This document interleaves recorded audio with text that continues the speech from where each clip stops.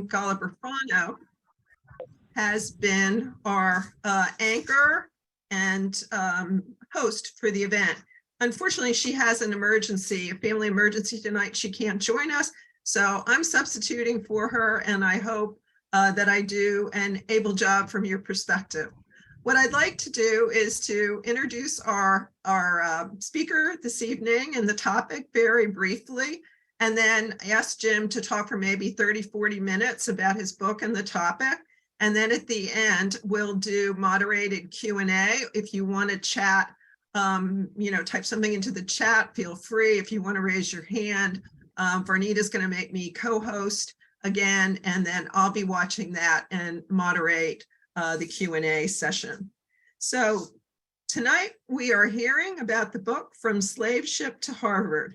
It's about a gentleman by the name of Yarrow Mamout, who came to Maryland on a slave ship, won his freedom, and became perhaps the most prominent African-American in Washington in the early 1800s. So I know that you'll all be fascinated by this presentation.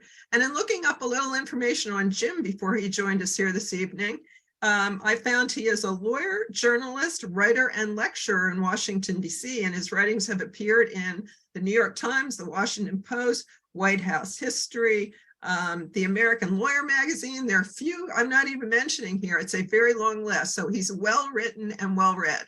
So I know, Jim, you're going to give us a fascinating presentation. I'm going to stop talking, turn it over to you until we get to the Q&A. And thank you again for joining us. Well, thank you, Shirley. Carol. Now I need to have my screen share available, and I'm not seeing that. There it is. And you're seeing this, correct? Yes. Yes. Okay. All right. Thank you all for coming. We've had a little technical problems. That's why my hesitation about this. The book is From Slave Ship to Harvard. And I'm going to you're going to follow my journey in part in writing the book as we go through this. And it began at the Georgetown Library, which you all are familiar with, I'm sure, and the Peabody Room. And I took this photograph on the day everything happened. I was sitting there researching my first book, and I looked across the room and I saw this portrait. And when I went up close, it said Yarrow Mamout by James Alexander Simpson, 1822. And, you know, Georgetown is generally lily white, and so that surprised me for a black man to have his portrait in the library, and especially 1822. And I went home and Googled that name, and I saw this portrait by Charles Wilson Peale, the great American portrait painter. So I naturally asked art historians. A friend of mine was the director of the National Museum of American Art. And I said, what about this painting of Yarrow Mamout? And she said, I am not an expert in African-American portraiture, but I can tell you that any portrait of an African-American prior to the Civil War is rare. And since you have two of the same man, you might want to do something. And so it took me 8 years of doing something to come up with the book. It's very hard to research African-American history and genealogy. But when I actually went to write the book, I decided I had so much material that I would use this story of this one family and of this man who I had a picture of as the story of race in America. So I'm going to go through that as well. And it begins with tobacco. We think of slavery as cotton, but it was actually tobacco was the start in 1610 when Jamestown started exporting tobacco, and they would send it to England in order to get currency to buy things from England. There was nothing here in America, and so this was their main product. Of course, the English liked it for smoking. That was a new thing. King James called it the despicable weed because he was unhappy with it. But the goal is to get the tobacco to England, and in order to do that, at the end of the growing season, they put it in these big barrels that weighed about 1,000 pounds called hogshead, and they were so heavy that it was more common to roll it like this. And if you roll it more than about 10 miles, it ruins the tobacco. So we've got to get this tobacco to England. So they'd roll it down to a body of water, and I think what you're seeing there is a body of water in theory. And loaded on a skiff, and then take it down to a major port.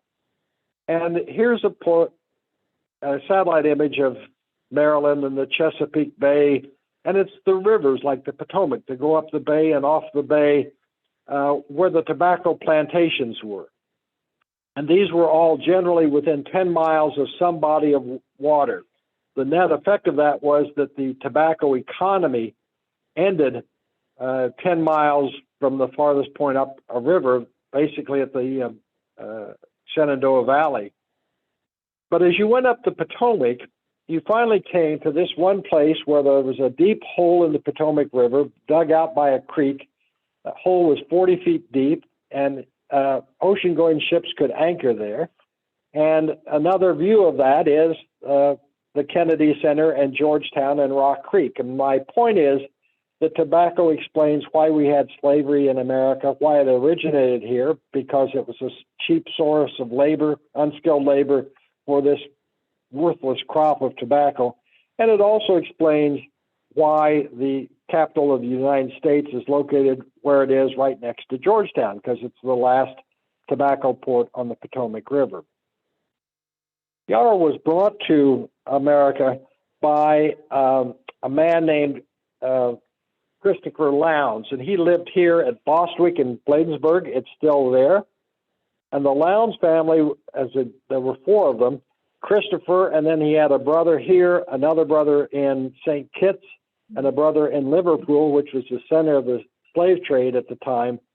And over a 40-year period, one or more of the Lowndeses was responsible for about one ship or 46 ships with 10,000 slaves to the New World. So these were the second largest slave traders in America, located right here in Bladensburg, Washington, D.C. area. Francis Lowndes, one of the brothers, captained a ship to 3 ships to bring slaves to the New World. So these men were really deeply involved in the slave trade. Christopher Lowndes' son, Francis, built Tudor Place in Georgetown, not the center section, but he built the 2 wings you see there. Another of the family was Benjamin Stoddard, the first Secretary of the Navy. He married Christopher Lowndes' daughter. And the ship they used was the Snow, S-N-O-W or S-N-A-U. It was a 2-masted vessel. It was, I call it the Federal Express of the slave trade, because it could go from a point from a river in Africa where it would pick up slaves directly to a plantation in the United States or in America where it would deposit the slaves. They would not take the slaves off the ship. You saw it in movies, like you see it in movies, that they had these slave markets. That was not the way they did it with the slave trade from Africa. They sold directly off the ships, usually. One of the slave ship captains, described them this way: the slaves' lodging room below the deck are sometimes more than 5 feet high and sometimes less. And this height is divided towards the middle, for the slaves lie in 2 rows, one above the other, on each side of the ship, close to each other like books upon a shelf. I have known them so close that the shelf would not easily contain one more. Cramped for want of room, the slaves are likewise in iron, for the most part, both hands and feet, and 2 together, which makes it difficult for them to turn or move, to attempt either to rise or to lie down without hurting themselves or each other. The man who wrote this was John Newton. After 3 voyages, he got sick of it, and he became an Anglican minister in England. He also became the driving religious force behind the movement in England to abolish the slave trade. And you've heard of him one way or the other because he wrote the song Amazing Grace. When they were trying to abolish the slave trade, they had this schematic of what it was like, one of the slave ships, and how crowded they were. He's described it.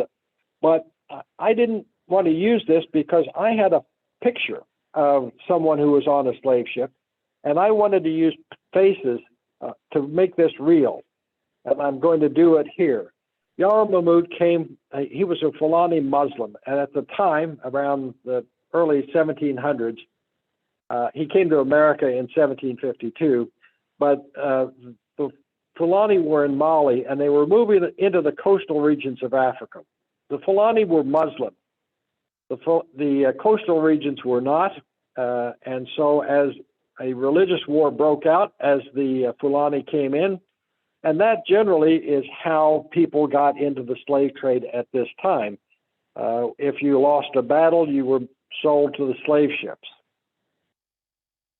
One man, Ayuba Suleiman Diallo, another Fulani Muslim, came to America in 1730, before Yarrow. And his story is interesting because it tells us a lot. He came into Annapolis, as did Yarrow, in 1730. 1730, that's right. And when he did, he was sold to a planter on the eastern shore. He was 16 years old. He was an educated Fulani Muslim. And when he vowed to pray, the white boys would kick dirt in his face. He couldn't speak English. He was very unhappy. And he did a strange thing as we think of today. He wrote a letter to his father saying, "Dear Dad, get me out of here." The letter, of course, did not get back to his father in Africa, but it did get to men in England who were so interested in this literate Muslim in America that they arranged for him to go to England, where this portrait was done by William Hoare. He was a student of Thomas Gainsborough.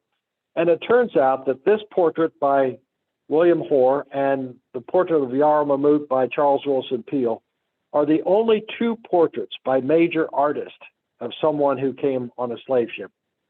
So these are important portraits. And again, I have pictures of men who were on slave ships. This was the ad in the Maryland Gazette in 1752. Just imported in the Elijah, Captain James Lau, directly from the coast of Africa.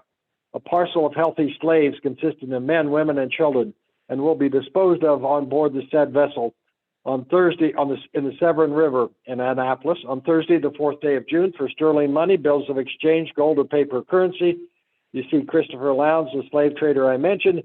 Benjamin Tasker Jr. was his brother-in-law. Lowndes had married Tasker's sister. Tasker's father was the governor of Maryland. And here they came into Annapolis in the Severn River. The ship would just anchor here, and they would row buyers out to the boat, and they'd buy them off the deck of the ship. I have another portrait by Charles Wilson Peale of Elizabeth Tasker Lowndes, Christopher Lowndes' wife, the governor's daughter. And so I, again, have portraits of the people who were involved in this. Go through Yarrow's owner, and I actually have a portrait of the last man who was involved. His first owner was Samuel Bell, who owned Yarrow from 1752 until his death in 1777. Then Brooke Bell owned Yarrow from 1777 to 1796. And then Upton Bell, as I will tell you, signed Yarrow's manumission, and there's the miniature of Upton Bell.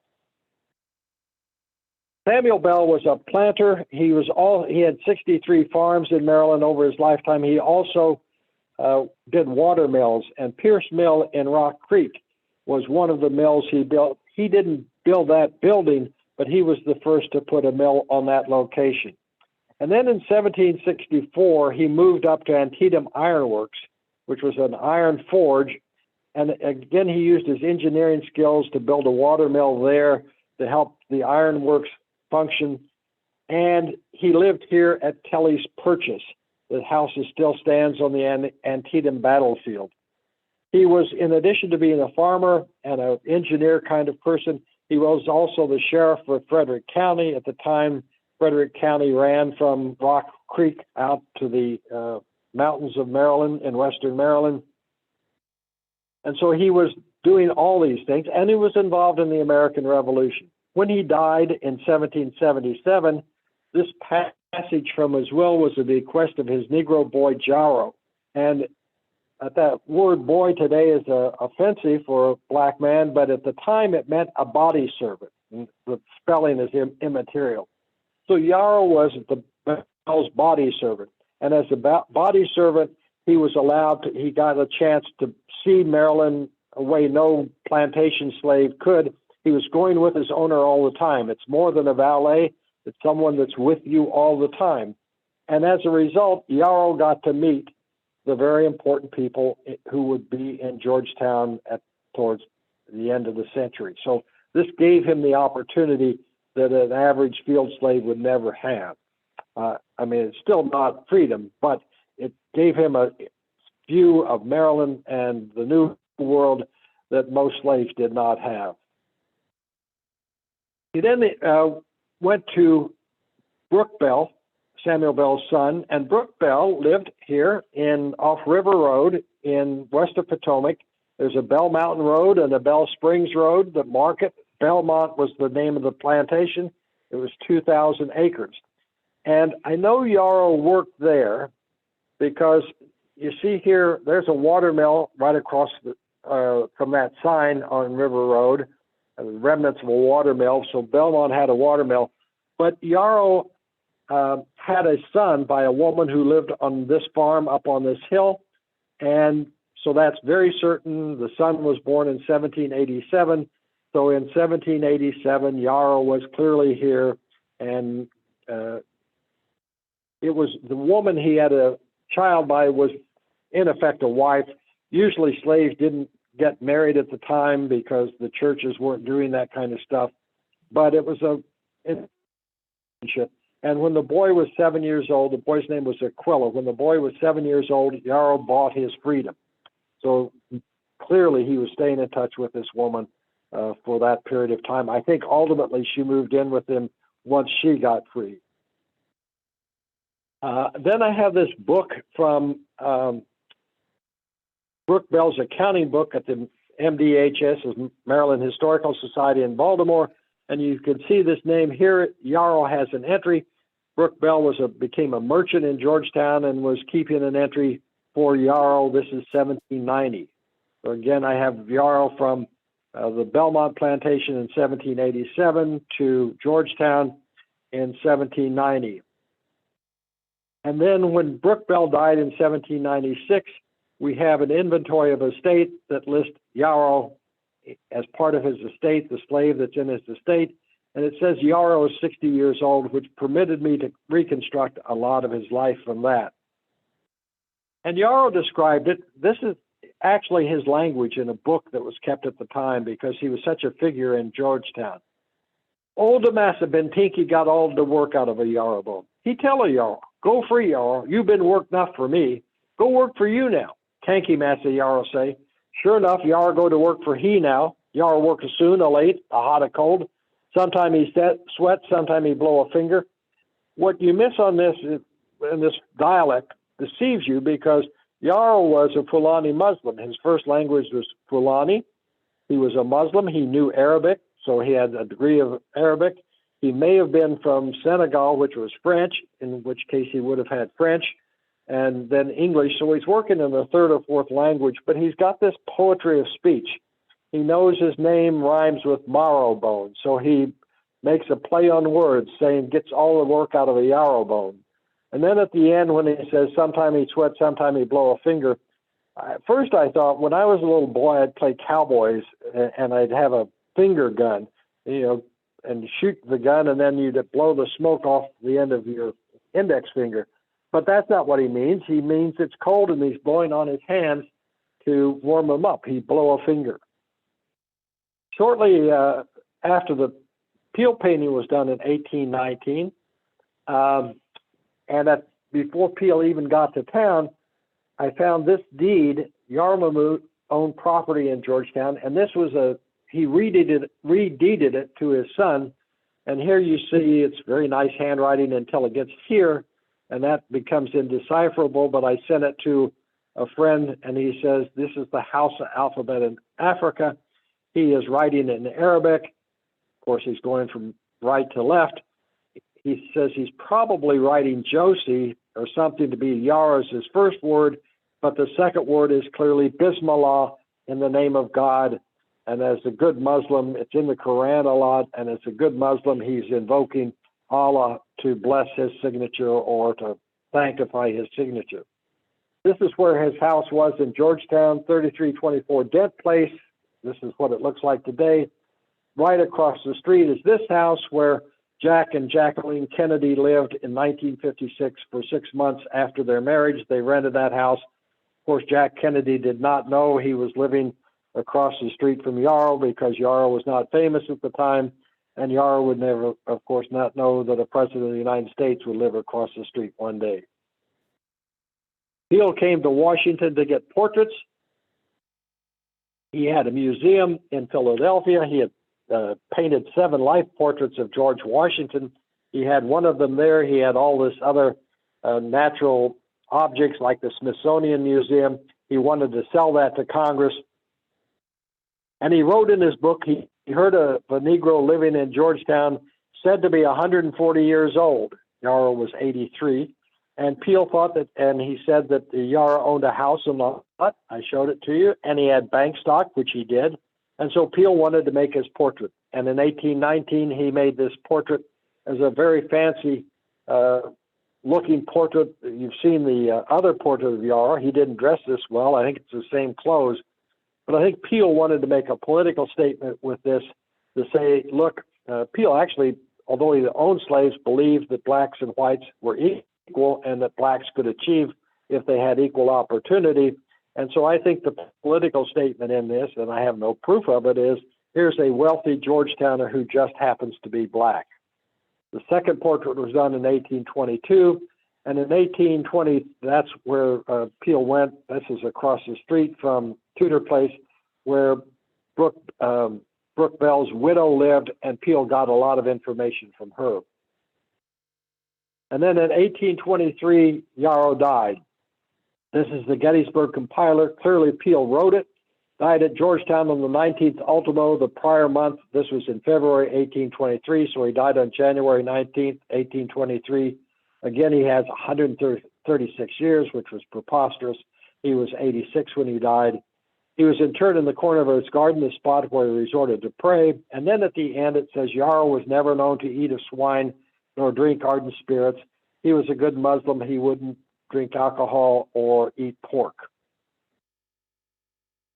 There were other obituaries. Here are just some of the newspapers. In total, there were 38 or 39 newspapers I found that carried a death notice or obituary for him. There was one like this, Yarrow dead. After living 135 years, Yarrow, a Moor, that was a common name for a black Muslim at the time. One of the best likenesses we remember to have seen was taken by young Simpson of Georgetown. So this is more of an ad for Simpson than a death notice for Yarrow. And another one, a New York newspaper says, Colonel Yarrow, a Moor, at supposed 135.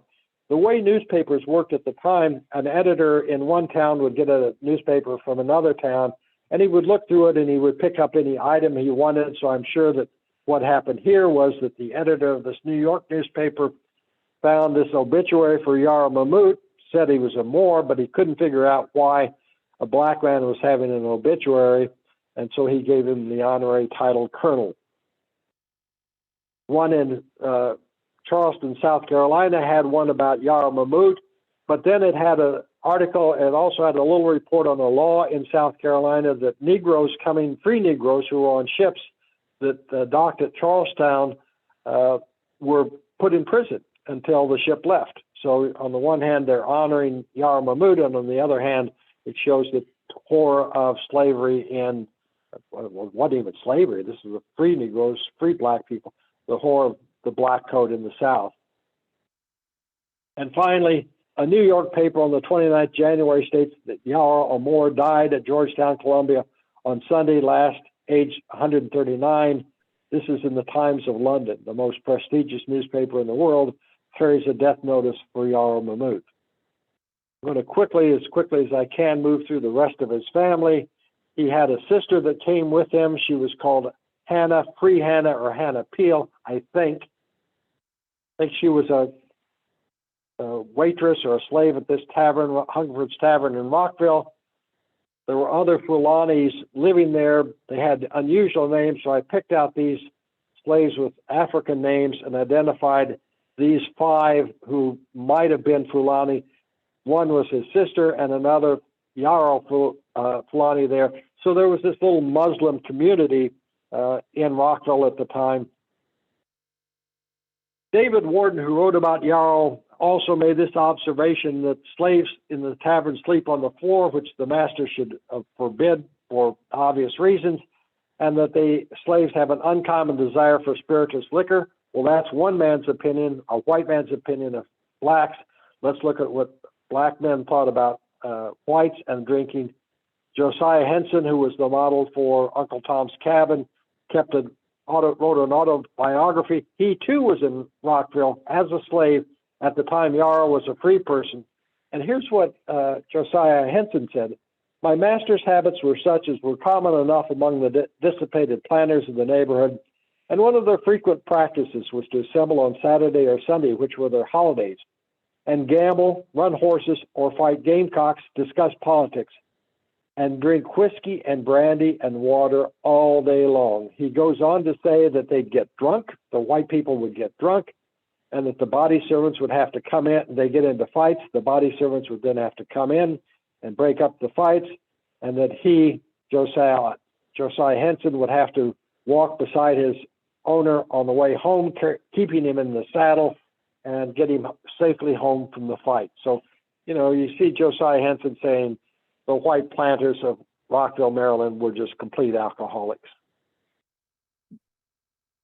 Hannah had a daughter named Nancy Hillman. She probably grew up at that tavern, then moved to Frederick, Maryland, where she married a slave or servant of Judge Richard Potts. Oddly, Frederick, Maryland was sort of a center of the legal knowledge in America at the time, in colonial America. So she's working, her husband is Aaron Hillman, working or serving a slave for Richard Potts, but also living there was Roger Brooke Tawney, who would become Chief Justice of the United States.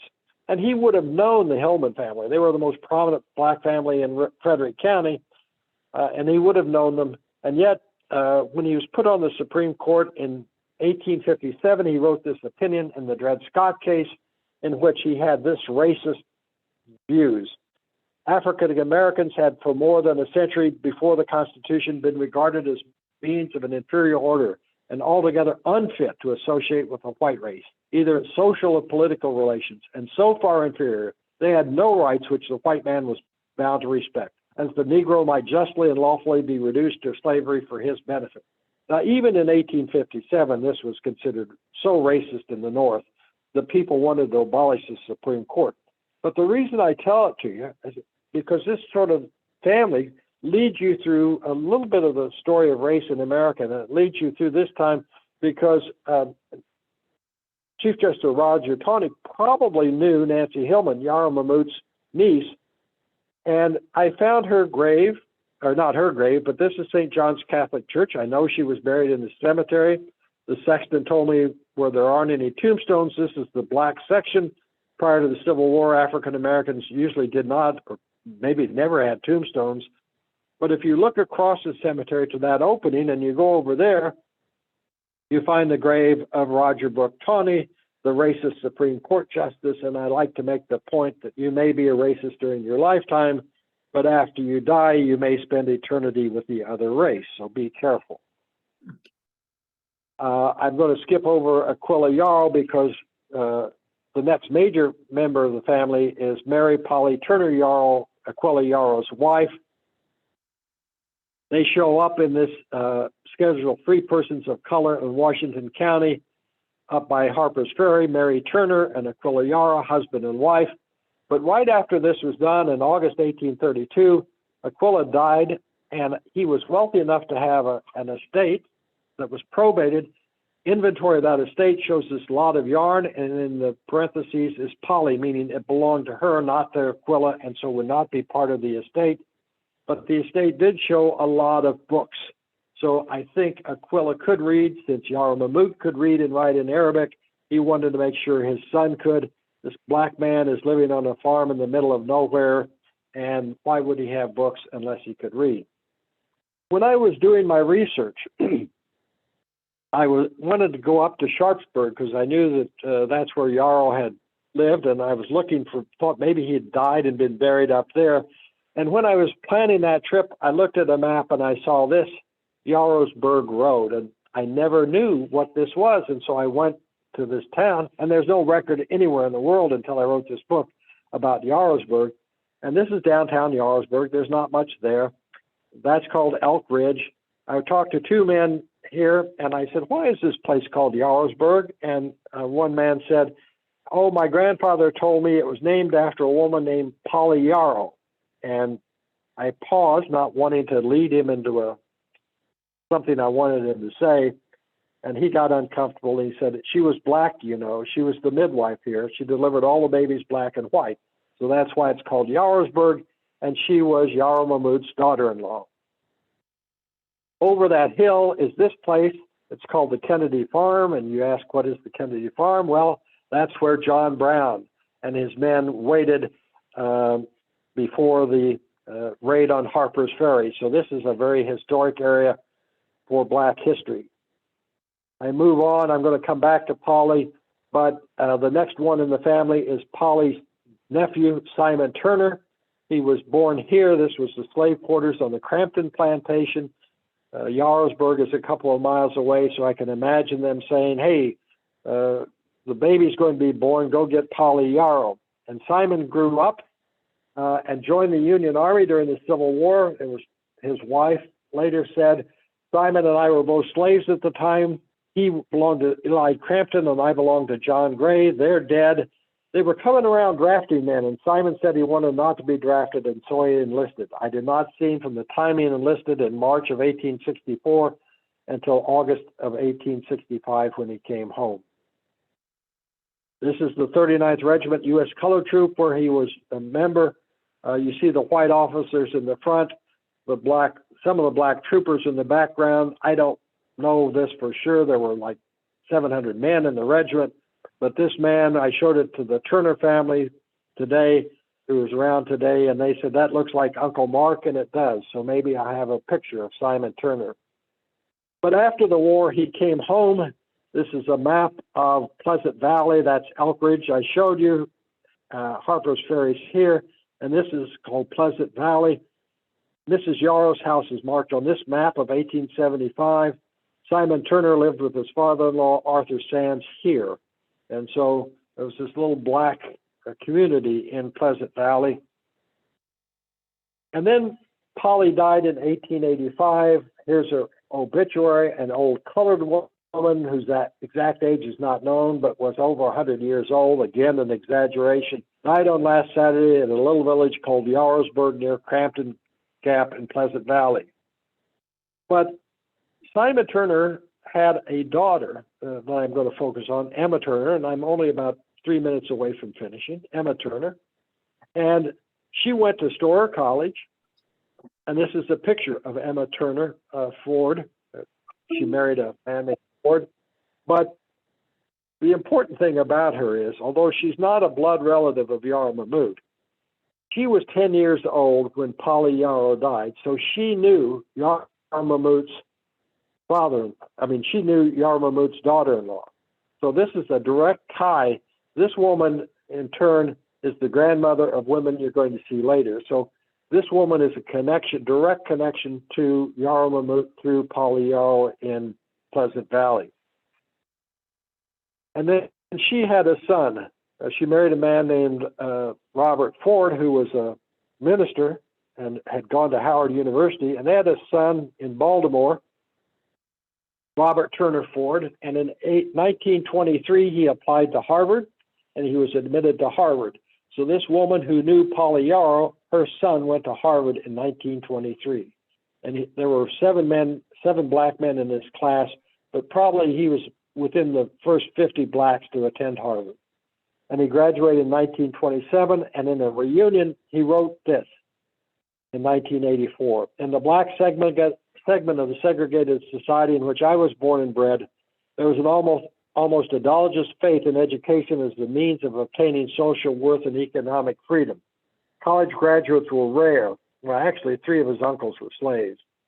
And the possession of a diploma of any kind identified one as being a member of an elite group entitled to leadership and respect. A graduate of Harvard with all of its traditions and history was viewed as the epitome of academic and social merit. Today, I got a lot of my information, Mount Moriah Baptist Church in Yarrowsburg, Maryland, and there's the tomb of Simon Turner. It said he fought to save the Union. He was the Civil War soldier. And I've taken you through this family from Yarrow Mamout through Robert Turner Ford. I've done it in 35 minutes, 30 minutes. It took 175 years. Today, this is the family I met when I wrote the book, Alice Truitt, who is Robert Turner Ford's daughter. And then these are her cousin, Denise Dungy, Cynthia Richardson, Emily Willis, and Gloria Dennis. And this woman has passed away before the book was done, but she was my first contact. And you can see this photograph of Robert Turner Ford and Emma Turner that they had in the family in Baltimore.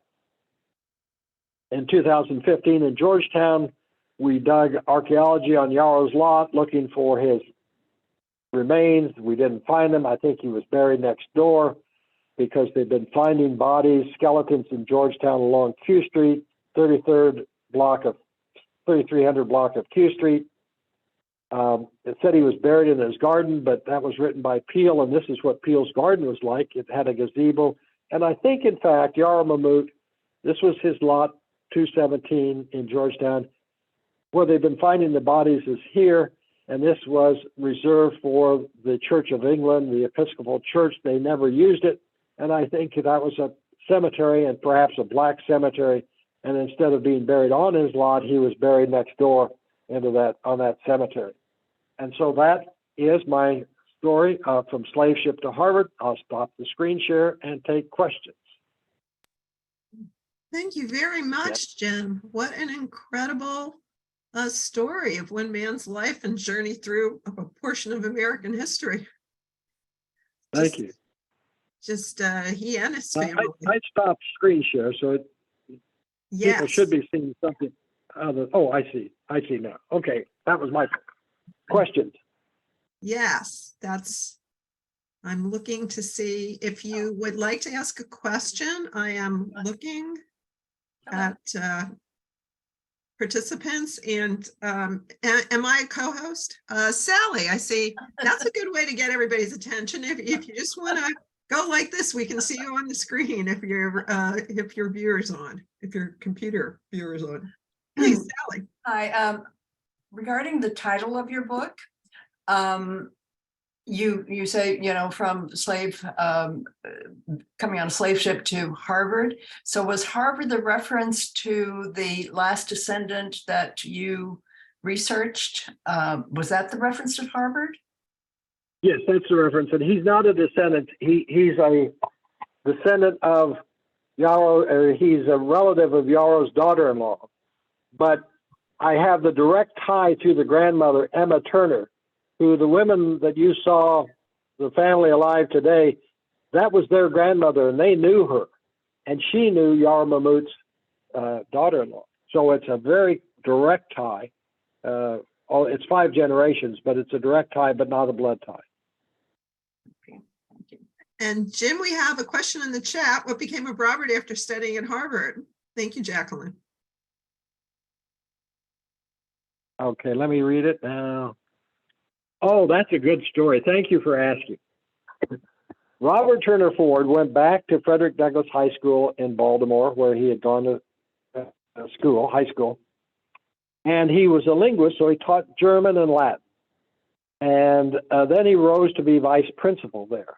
But when World War II came along, I think he was 43 years old, he wanted to fight and he wanted to get in the Army. So he joined the Army and was put in military police. And one of his jobs, since he could speak German, was when German prisoners of war were brought to the United States and put in prison camps, he would accompany them on trains to the prison camps.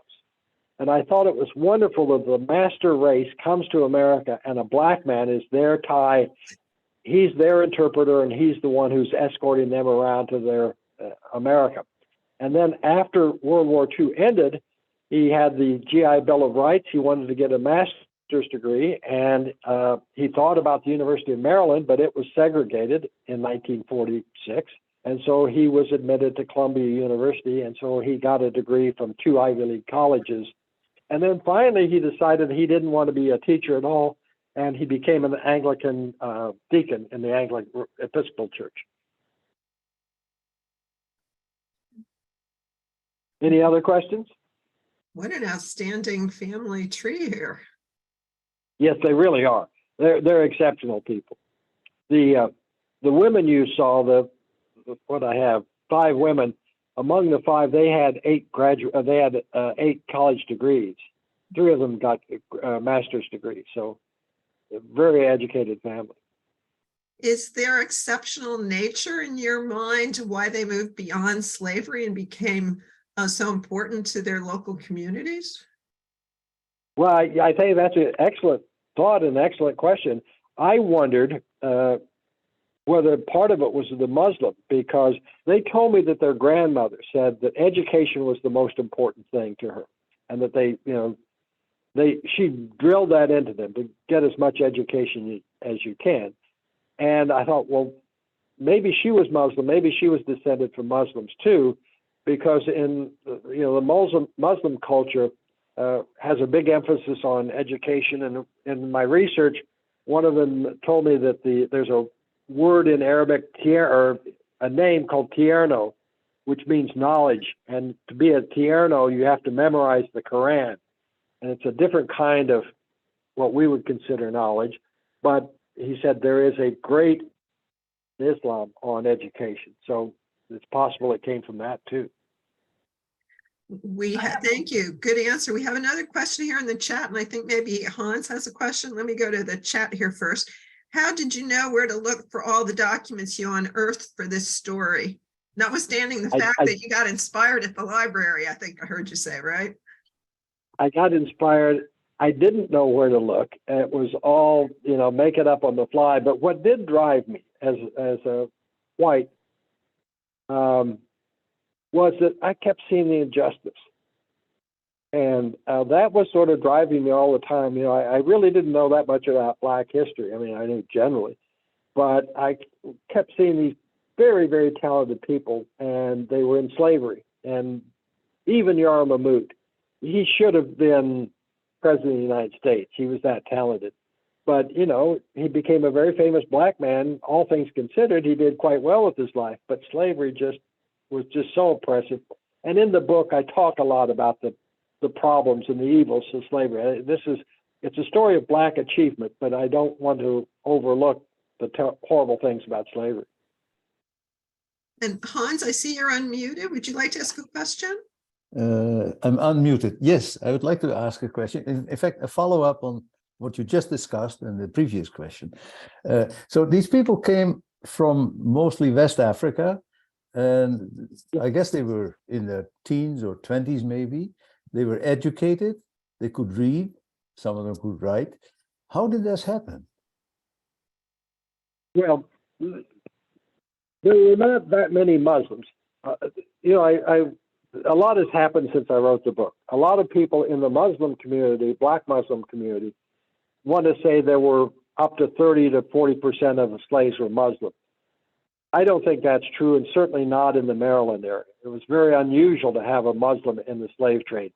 And the reason for that is that the slaves were the product of this religious war that was going on. And usually the Muslims, the Fulani, won because they were educated, they had ties with the Europeans, so they had European weapons. So that most of the people that were sold to slave ship were prisoners of war that the Muslims had captured and sold the slave ships. Now, again, these are Black Muslims, they're not Arabs. They sold the slave ship. But sometimes the indigenous people would win, and when they won, they go sell their prisoners of war, the Muslims, to the slave ships. And that's how all of that happened. I think, relatively few, but Muslims were in the slave trade.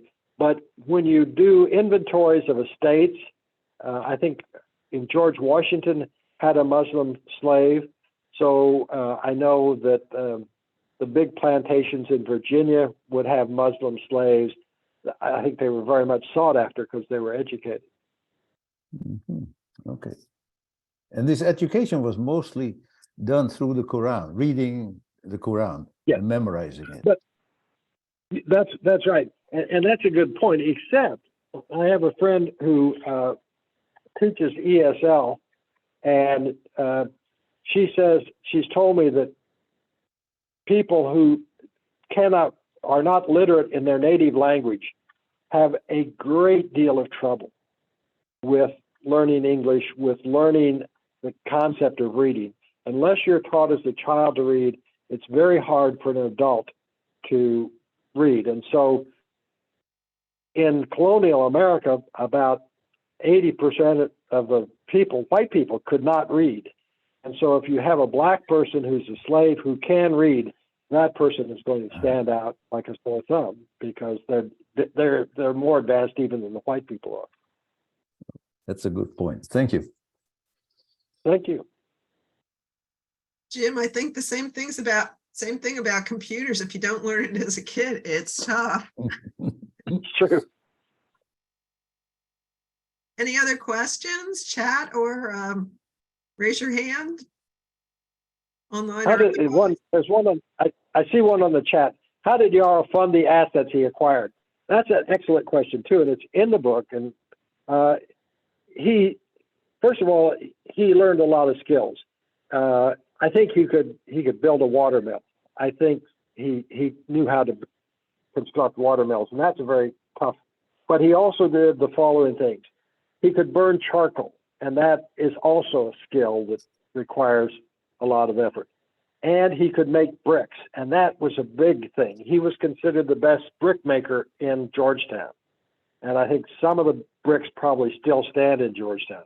In addition, I have records of him loading a ship, being a stevedore in the Georgetown port.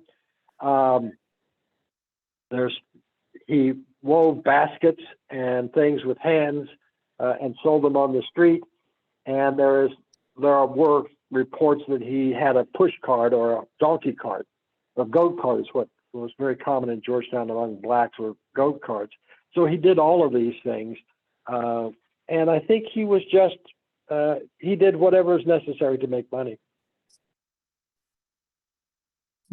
And he had a skill set. Yep. Yeah. Yes. Sally, did you have something else? No, that last question was my question. Yes, ma'am. I saw you're unmuted. Anybody else?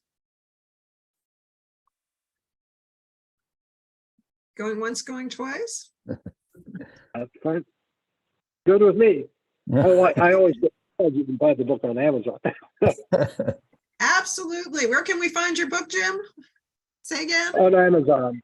And I also have the artist James Alexander Simpson in the next issue of White House History magazine. I have an article on Simpson of Georgetown. So if you subscribe to that, it's a pretty expensive magazine, but it's coming out any day now, I think.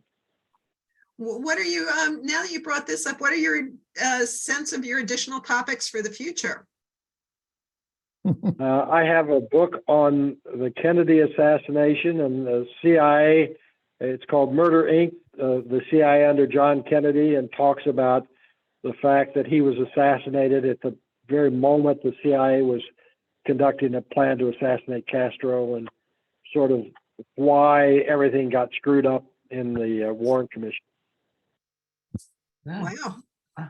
You have quite wide-ranging interests. Yes, I've done a lot of research, and I have on the Potomac River historically, not as a waterway so much as the people and things that happened along the Potomac. And I have stuff on the Civil War as well. Oh, wonderful. Well, you've been just so generous with your time. Incredible book. I look forward to buying it on Amazon and having it dropped on my front porch and reading it, and perhaps even getting in touch with you and asking some questions.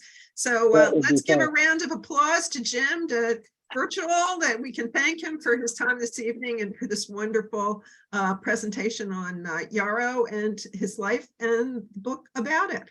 And just for those of you who are volunteers, members, Georgetown Village, keep an eye out for upcoming programs. We will be having them online, and we're very excited about the Village Square, our new community room. As soon as that is set up, we'll be having a lot of programs there, and perhaps you can come in and join us there, Jim, and on another topic. Okay. We'd love to see you in person. I'm happy to, and I want to thank you all for listening.